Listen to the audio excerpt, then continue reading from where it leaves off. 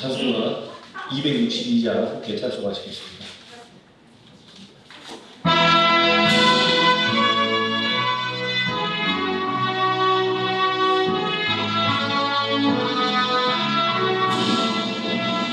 나를 구원하신 예수님 영원히 찬송하겠네. 어리워서 주께와 제사하신 아비와 구하주실 것이요 찾으라오는 것이라. 내 주의 사랑 영혼을 주 혼자 하시네. 주의 죄로 인하여 빌려주셨으니 주 앞에 없는 사랑이 마음 백성을 전하세. 주 예수 사랑 올리죠. 나 항상 눈물 흘리네. 이 세상이 나누니 마지막 생각합니다. 못 마른 자니 생애와 영생의 눈물 마시며 내 주를 사랑하며 늘 말에 하노라.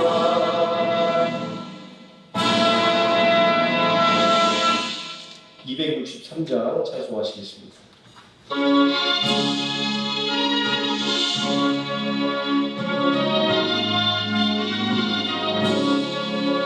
이 세상만 하고 나이로 향하라. 늘 힘을 있으며 늘 선을 얻겠네. 주를 배워 예수 만나서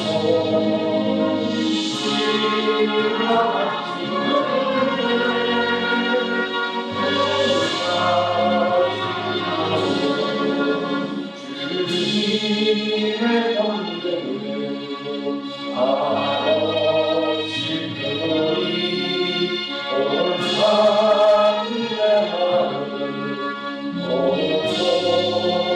모아주소서. 주를 배워 예수 만나서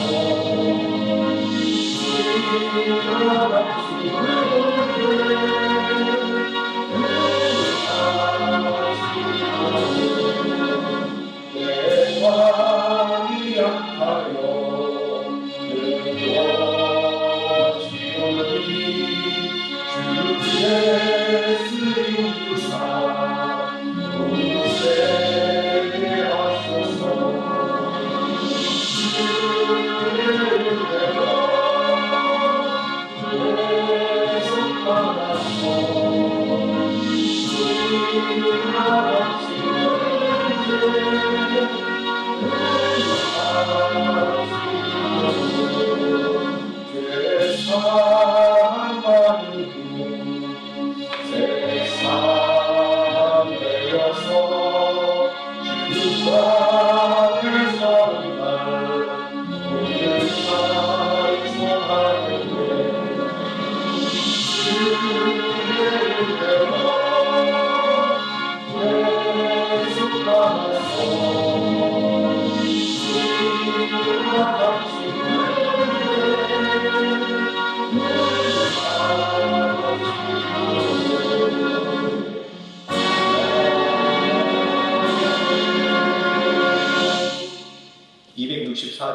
찬송하시겠습니다.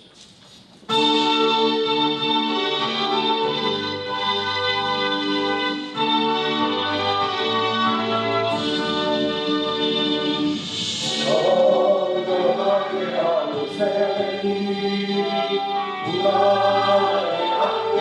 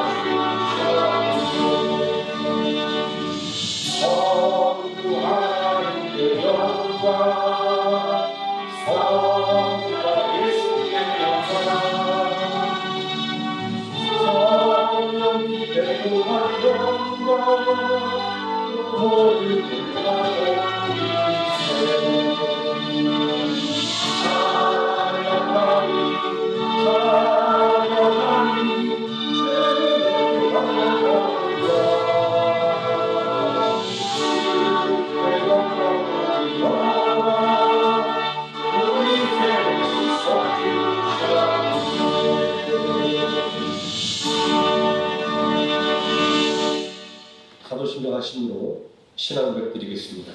전능하사 천지를 만드신 하나님 아버지를 내가 믿사오며 그 외아들 우주 예수 그리스도를 믿사오니 이는 성령으로 잉태하사 동정녀 마리아에게 나시고 본디오 빌라도에게 고난을 받으사 십자가에 못 박혀 죽으시고 장사한 지 사흘 만에 죽은 자 가운데서 다시 살아나시며 하늘에 오르사 전능하신 하나님 우편에 앉아 계시다가 저리로서 사는 자와 죽은 자를 심판하러 오시리라. 성령을 믿사오며 거룩한 공예와 성도가 서로 교통하는 것과 죄를 사하여 주시는 것과 몸이 될 사는 것과 영원히 사는 것을 믿사옵나이다. 아멘. 찬송가 9장 함께 찬송하시겠습니다.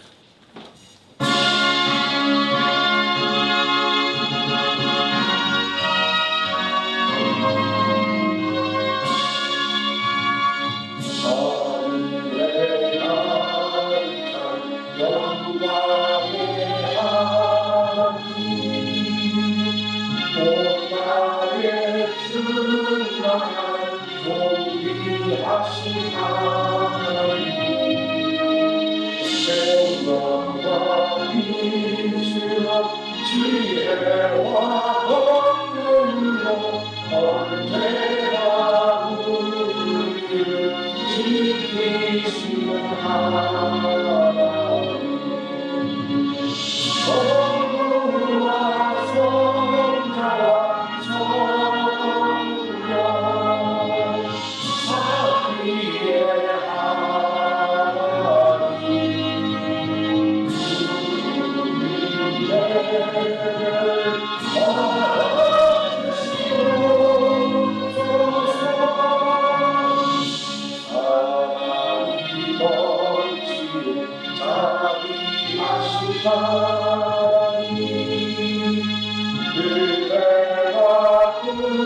풍성한 구원의 하나님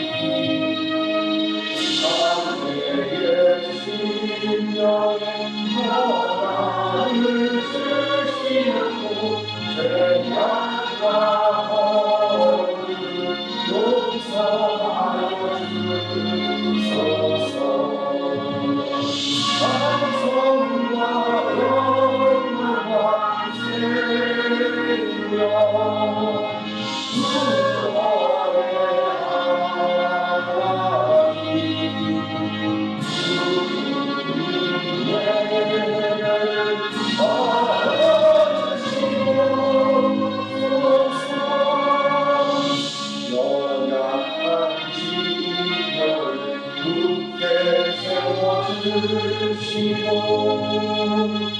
우유한 마음을 지혜롭게 하시고 주의 뜻만 들어 참되게 살아가며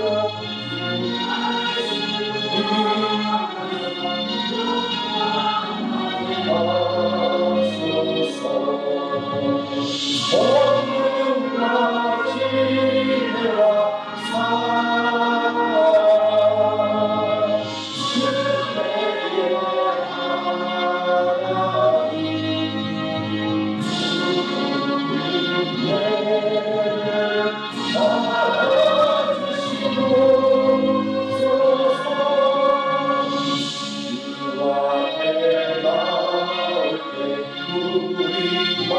그대의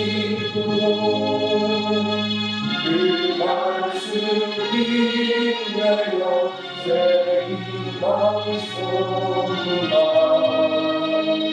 오란 곳을 이기게 하시옵고 영원에 이끌어 살아가게 하소서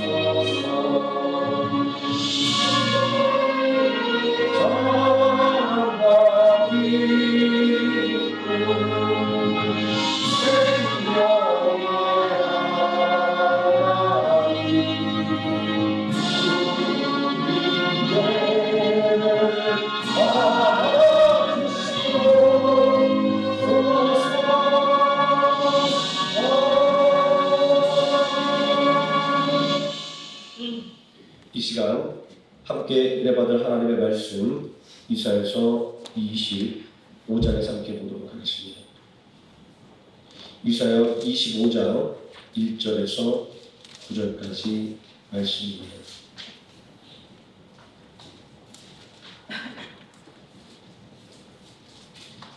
구약성경 995페이지 이사야서 25장 1절에서 9절까지 말씀 제가 먼저 한 절 읽고 음성들이 한 절씩 교독하시고 마지막 9절은 함께 읽겠습니다.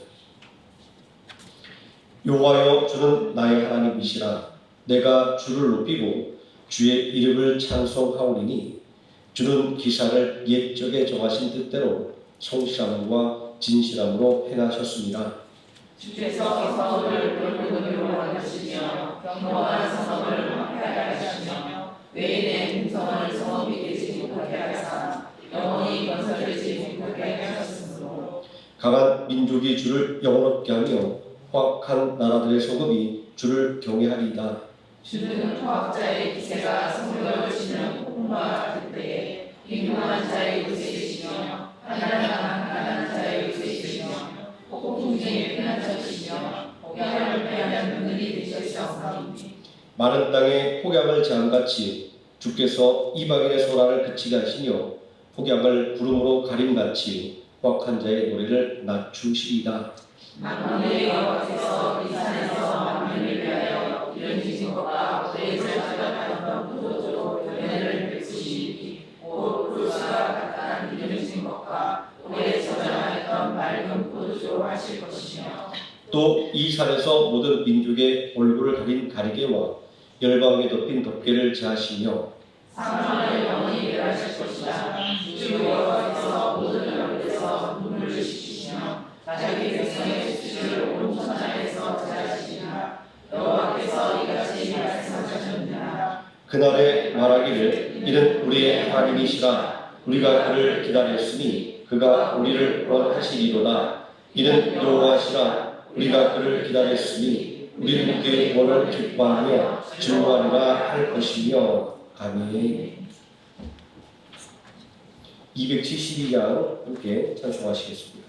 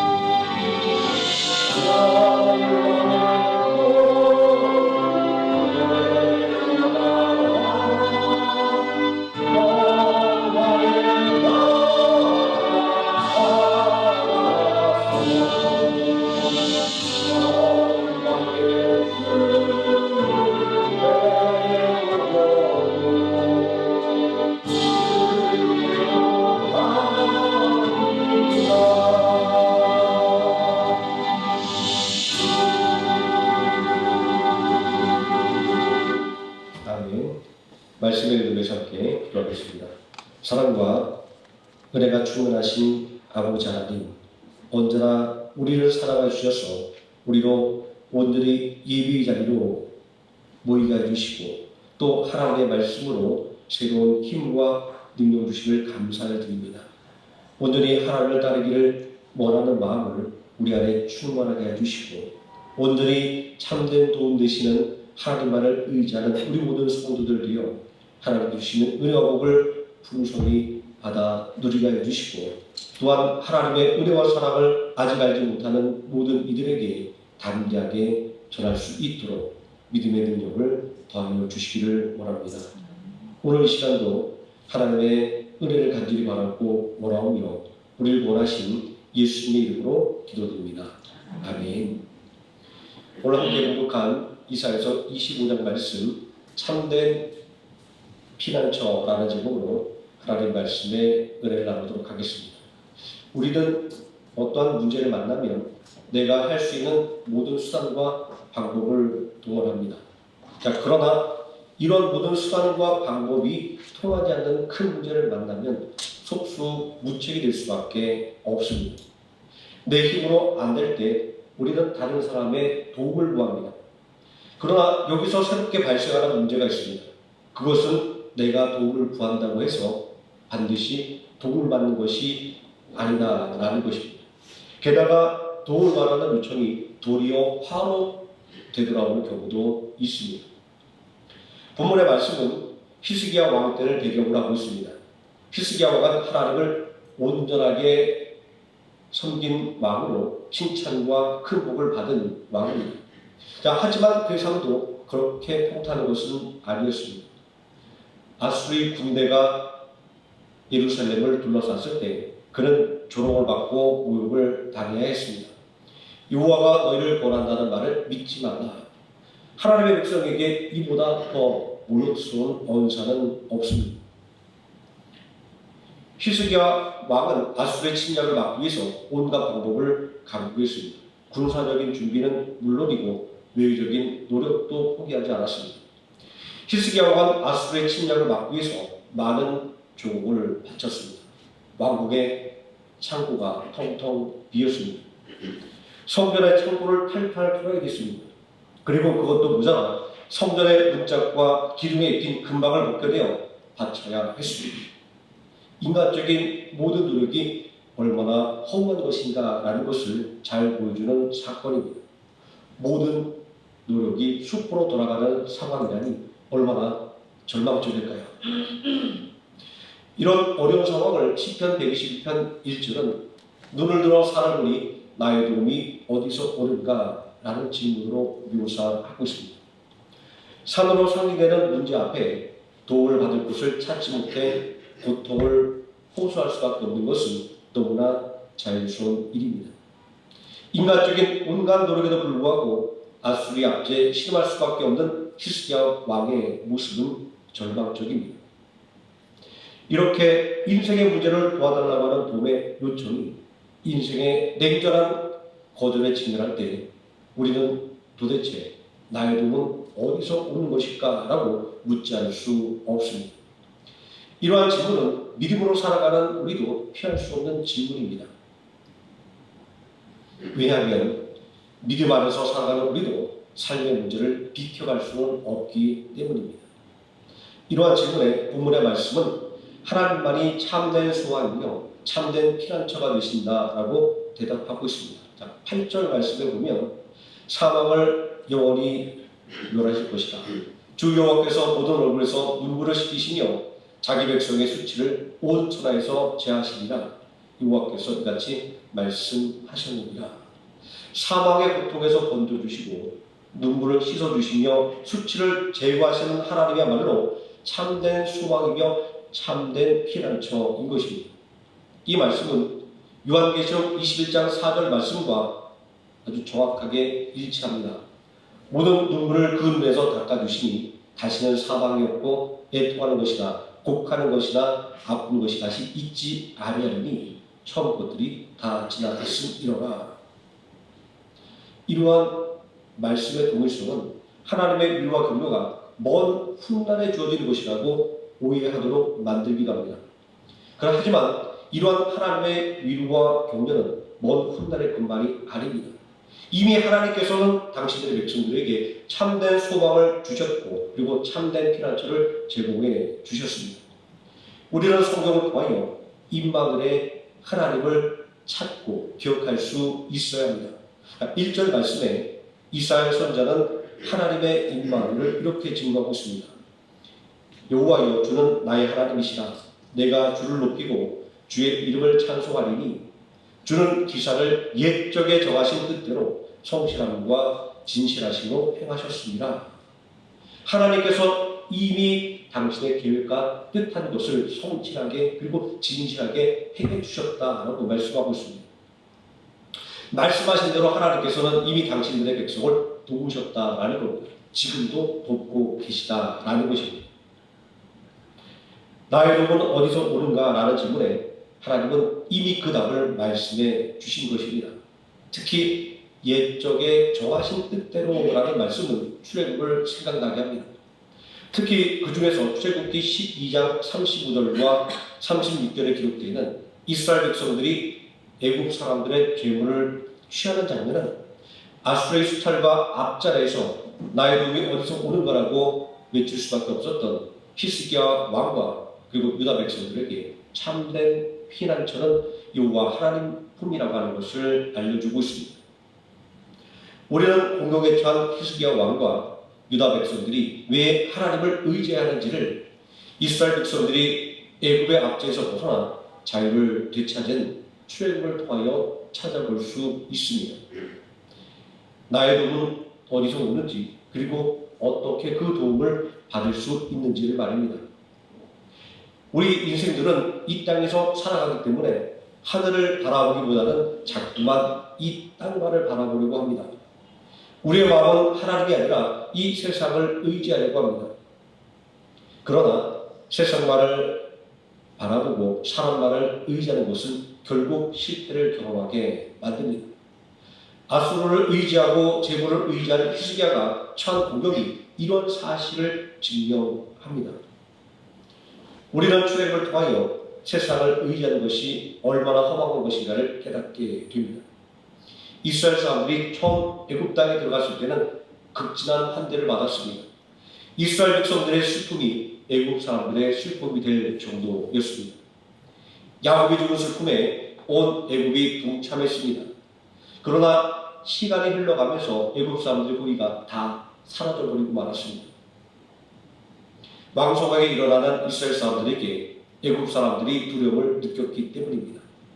그들의 수가 많아 적군이 쳐들어올 때 내통할까 두려워했습니다. 그래서 애굽의 바로는 이스라엘 사람들을 핍박하기 시작합니다. 이러한 행동은 바로뿐만 아니라 그리고 지금도 일어나는 현재의 일입니다. 어제까지만 해도 간이라도 빼줄 것 같았던 사람들이 돌변하는 것은 다반사입니다. 국가 간에도 그렇지 않습니까? 이렇게 이스라엘이 당한 일은 세상에 영원한 것은 없다는 것을 증명합니다. 사람의 마음은 갈대와 같이 변하는 것이기 때문입니다. 하나님께서 모세를 통하여 이스라엘 백성들을 구원하실 때 처음에 이스라엘 백성들은 하나님의 은혜를 감사했습니다.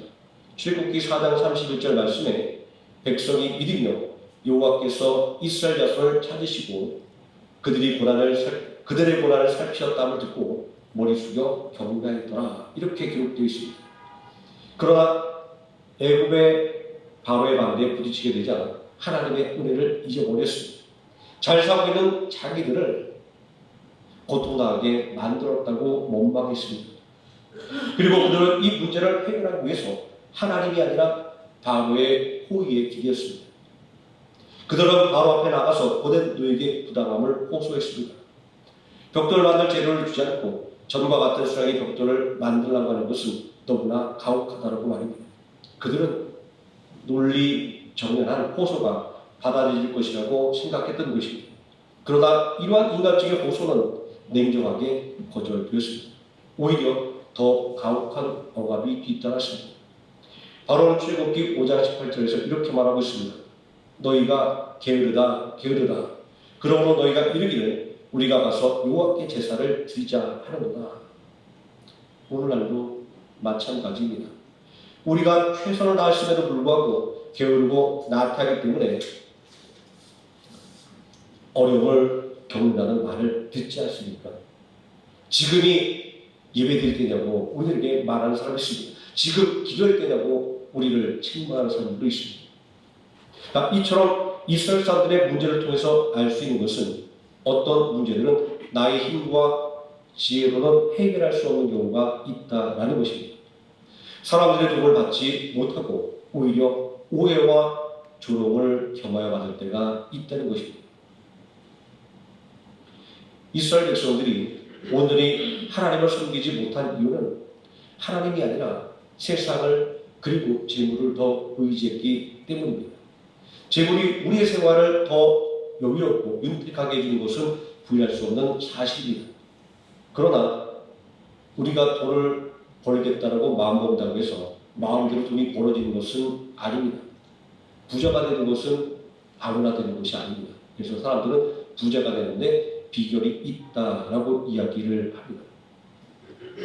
예전에 어떤 분이 저에게 부자가 되는 법을 알려주셨습니다. 첫 번째는 돈을 많이 버는 것이고, 그리고 두 번째는 안 쓰고 저축하는 것이다 라는 말을 했습니다. 하나마다 한 이야기 같지만 이 말이 부자 되는 확실한 비결입니다. 그러나 아무리 많이 돈을 번다고 할지라도 돈을 모을 수가 없다면 부자가 될 수 없습니다. 예수님은 구멍 뚫린 전대의 비유를 말씀했습니다. 아무리 많은 돈을 번다고 할지라도 지출이 더 크다고 한다면 늘 어려울 수밖에 없기 때문입니다. 그리고 아무리 돈을 아낀다고 해도 가난해질 수도 있습니다. 이스라엘 백성들을 한번 생각해 보시기 바랍니다. 그들이 애굽의 앞자리에 놓였을 때 그들의 수고와 노력이 그들을 절대로 풍요롭게 만들어주지 못한 것을 말합니다. 아무리 새벽부터 밤늦게까지 열심히 일해도 그리고 과도하게 아껴도 그들의 삶이 나아지는 것은 하나도 없지 않았습니까? 오히려 날이 갈수록 그들의 삶은 점점 피폐해졌던 것을 알 수 있습니다. 그래서 잠언 11장 24절 말씀은 과도하게 아껴도 가난하게 될 뿐이라 이렇게 말씀을 하고 있는 것입니다. 우리의 삶도 마찬가지입니다. 최선의 노력을 다해도 삶이 나아지지 않는 경우를 만나게 됩니다. 그러나 하나님을 의지하는 것은 그렇지 않습니다. 망하는 것 같지만 흥하는 것이고 실패하는 것 같지만 성공하는 것입니다. 이스라엘 백성들이 애굽의 압자를 받을 때 모세가 태어났습니다. 모세는 태어나는 모든 히브리 남자아이를 죽이라는 바로의 명령 때문에 죽을 수밖에 없었습니다.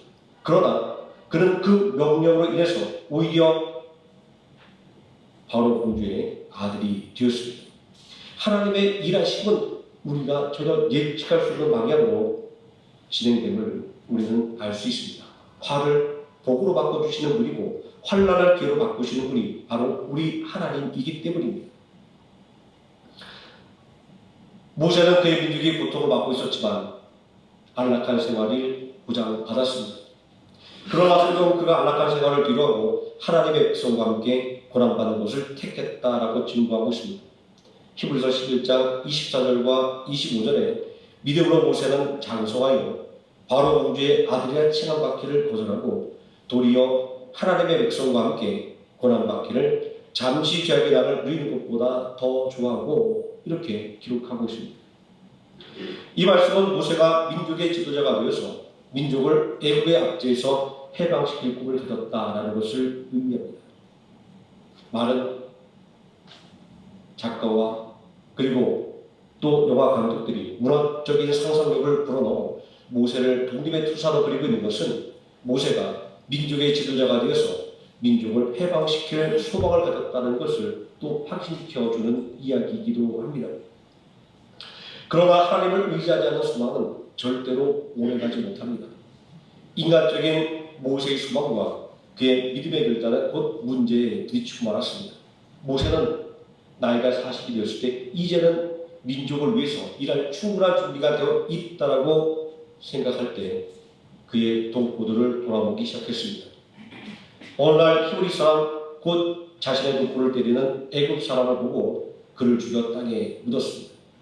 모세는 동포를 위한 자신의 열정을 모든 동포들이 알아주기를 바랐습니다. 그리고 자신의 열정에 동포들이 동참할 줄 알았습니다. 그러나 그들은 오히려 모세의 잘못을 들춰내고 그의 도움을 거절했습니다. 모세는 철저한 실패를 경험하고 도망칠 수밖에 없었습니다. 우리는 모세와 같은 실패를 경험하곤 합니다. 나의 준비와 계획이 완벽하다고 생각합니다. 나의 진심과 노력이 다른 사람의 마음을 움직일 수 있을 거라고 생각합니다. 그러나 우리는 곧 정반대의 상황을 만나곤 합니다. 우리는 이런 사실을 통해서 내 능력이나 그리고 사람들의 호의가 내가 가진 문제를 근본적으로 해결해 줄 수 없다는 사실을 확인하게 됩니다. 가정과 직장과 사업과 인간관계, 심지어는 신앙생활에 이르기까지 이 모든 것들이 내 마음대로 안 된다는 것을 우리는 경험으로 너무나도 잘 알고 있습니다. 하지만 부정적인 면만을 바라본다고 한다면 우리에게 남는 것은 낙심밖에 없을 것입니다. 안 돼, 할 수 없어, 그렇지 뭐 라는 부정적인 생각들 말입니다. 그러나 성경은 인간의 한계를 적나라하게 보여주는 동시에 그 한계를 극복해낸 사건을 우리에게 보여주고 있습니다. 이것이 믿음의 사람들이 세상으로부터 눈을 돌리고 사람을 의지하는 마음을 바꿔서 하나님을 바라보고 그리고 하나님을 의지하게 되는 이유입니다. 이것이 이스라엘 선지자를 통하여 낙심한 히스기야 왕과 유다 백성들에게 소망의 메시지를 주신 이유이기도 하는 것입니다. 당대 최강의 제국 애굽의 압제에서 절대로 벗어날 수 없을 것 같은 이스라엘 사람들에게 놀라운 일이 일어났습니다. 애굽의 왕과 이스라엘 자손들을 애굽 땅에서 데리고 나가라고 허락했기 때문입니다. 자녀와 모든 가축까지도 데리고 가라고 말합니다. 게다가 아무리 노력해도 노력의 대가를 받을 수 없었던 이스라엘 백성들은, 그래서 곤고한 삶을 살 수밖에 없었던 이스라엘 백성들은 그동안 자신들이 노력한 대가를 받을 수 있게 되었습니다. 애국 사람들이 이스라엘 사람들이 구하는 대로 은, 금, 폐물과 의복을 다 주었기 때문입니다. 믿을 수 없는 일이 일어난 것입니다. 이렇게 애국 땅에서 동포들의 배척과 바로의 진도를 피해 도망칠 수밖에 없었던 모세는 바로에게서 이스라엘 민족을 구해낼 수가 있었습니다. 전혀 실현 불가능할 것처럼 보이는 일들을 현실로 만들어냈습니다. 그런데 어떻게 모든 수치가 씻겨지고 모든 고생이 보상을 받는 기적이 일어나게 된 것일까요? 그것은 온 이스라엘 백성들이 하나님 말을 의지했기 때문입니다. 출애굽기 12장 29절에 밤중에 여호와께서 애굽 땅에서 난 모든 처음 난 것 곧 왕위 앉은 자 바로의 장자로부터 옥에 갇힌 사람의 장자까지와 가축의 처음 난 것을 다 치시네. 또 출애굽기 12장 36절에 하나님께서 애굽 사람들에게 이스라엘 백성들에게 은혜를 입히게 하사 그들이 구하는 대로 주게 하시고 그들이 애굽 사람의 물품을 취하였더라. 이 말씀을 통해서 우리는 분명한 사실을 알게 됩니다. 온전히 하나님을 믿고 의지할 때 하나님께서 직접 개입하셔서 도움을 주신다라는 것입니다.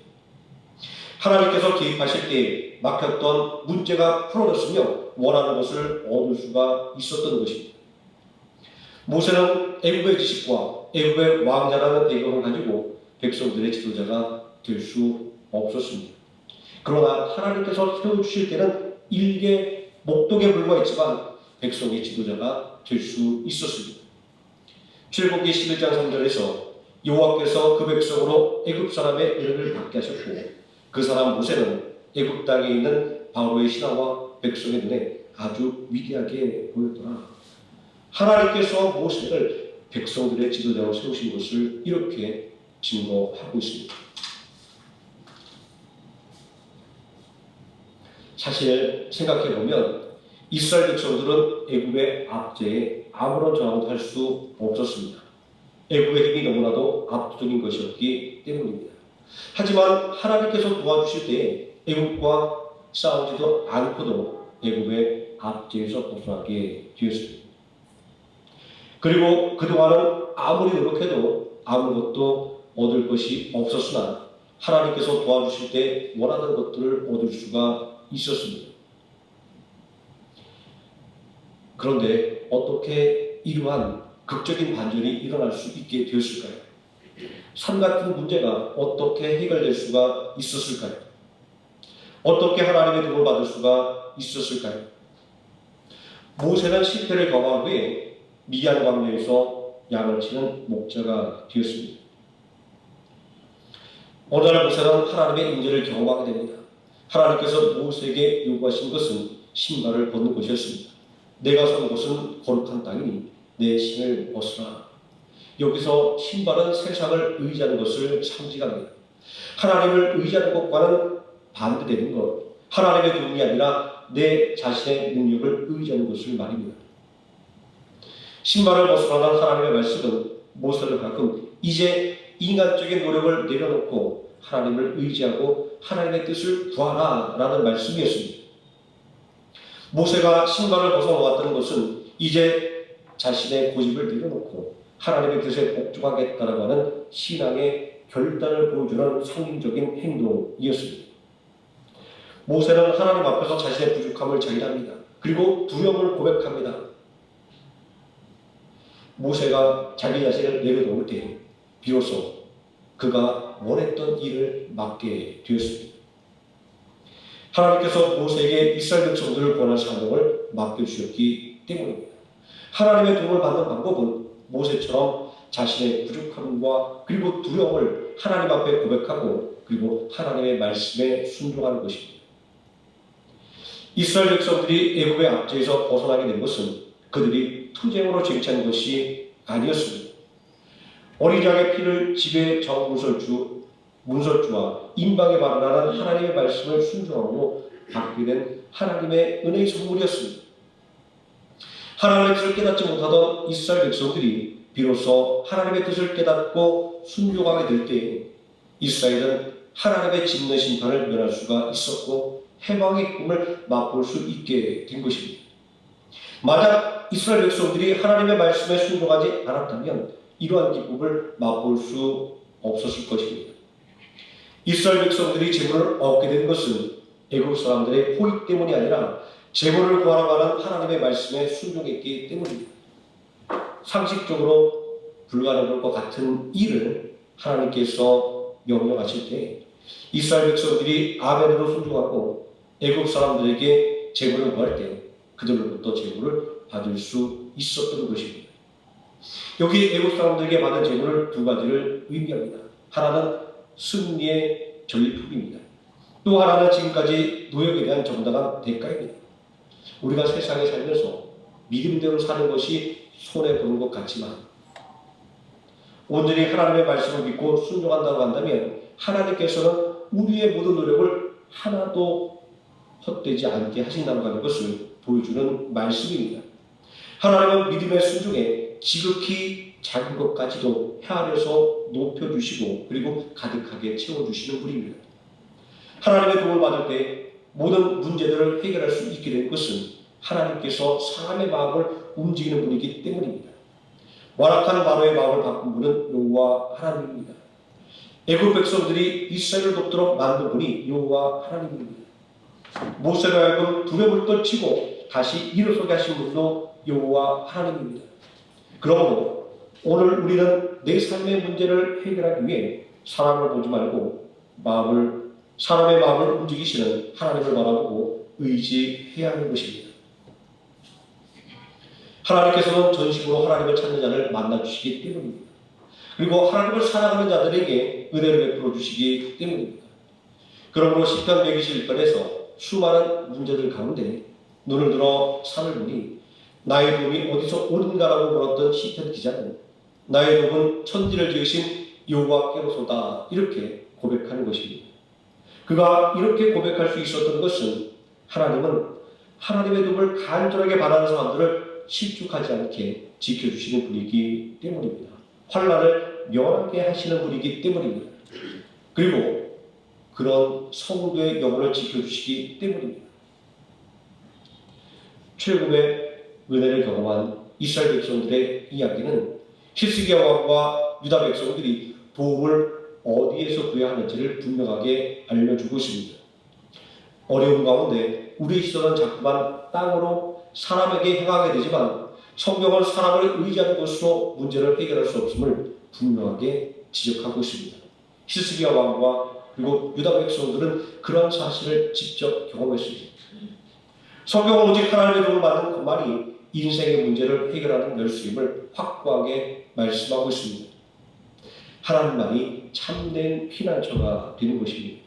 내 생각, 내 계획, 내 고집 이런 것들을 우리는 모세가 세상에 신을 벗어버리는 것처럼 벗어버려야 합니다. 그리고 모세처럼 하나님의 뜻을 물어보고 하나님의 뜻을 구해야 하는 것입니다.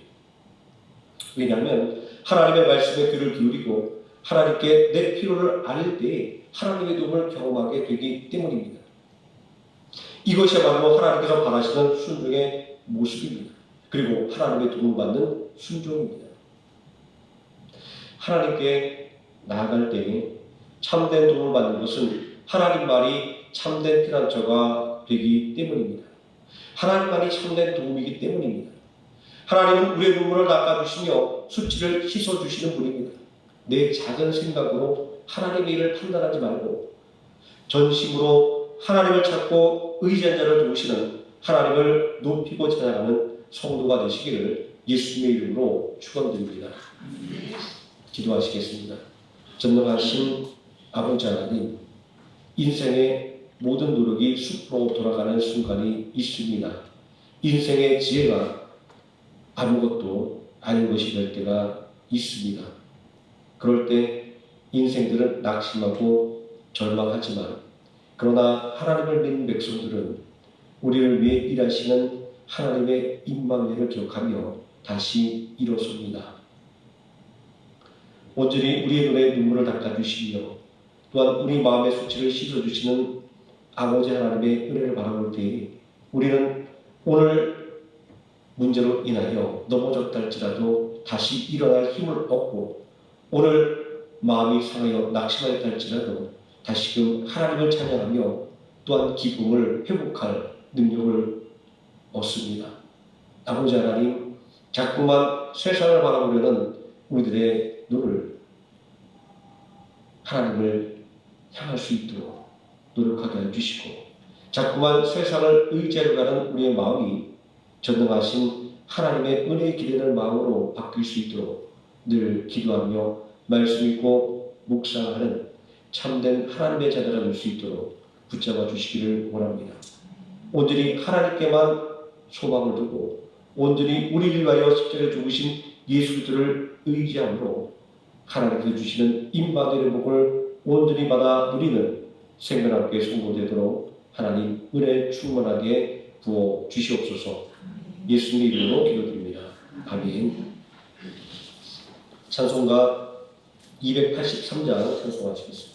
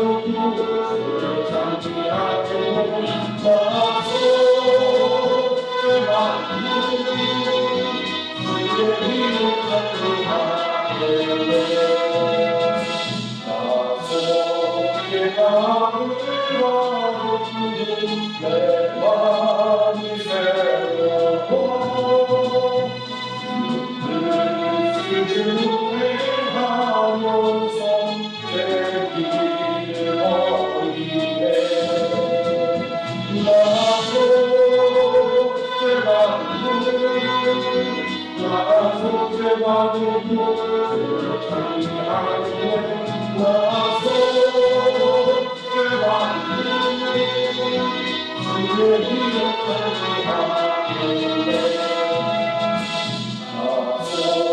깨달음을 받은 성령이 오셔서 하나님 자녀 된 것을 본증하니라.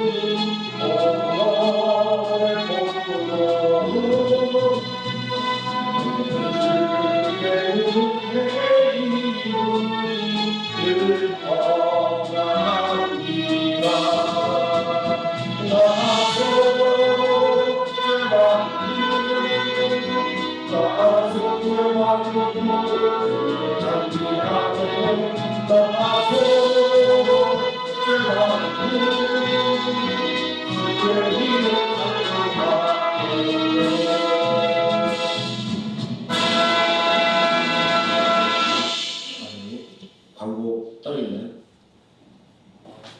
그동안 저를 위해서 많이 기도해 주셨고 또 어려운 가운데도 여러 성도들이 많은 도움을 주셔서 제가 죽음에서 다시 살아났습니다.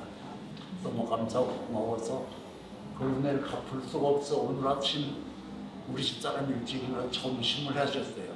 그래서 그 점심을 꼭 잡수하시면 고맙겠습니다. 특별히 우리 최장모님하고 우리 정권사님 또 양권사님 집사님 서울 집까지 찾아오셔가지고 저를 많이 힘을 주셔서 너무너무 감사하고 고맙습니다. 저는 내일 모레 20일 날 한국 가게 되면은 다시 병원 좀 들려서 또 허리 수술 좀 해야 됩니다. 그래서 한 3개월 후 그러니까 내년 1월 중순경이나 말쯤 다시 돌아와서 그동안 못했던 일을 열심히 하겠습니다. 오늘 점심 꼭 잡수가시면 고맙겠습니다. 주기도문으로 예배 마치도록 하겠습니다. 하늘에 계신 우리 아버지여, 이름이 거룩하기를 받으시오며 나라의 임하옵시오며 뜻이 하늘에서 이루어진 것 같이 땅에서도 이루어지이다. 오늘날 우리에게 일용할 양식을 주옵시고 우리가 우리에게 죄진 자를 사하여 준 것 같이 우리 죄를 사하여 주옵시고 우리를 시험에 들게 하지 마옵시고 다만 악에서 구하옵소서. 대개 나라와 권세와 영광이 아버지께 영원히 있사옵나이다. 아멘.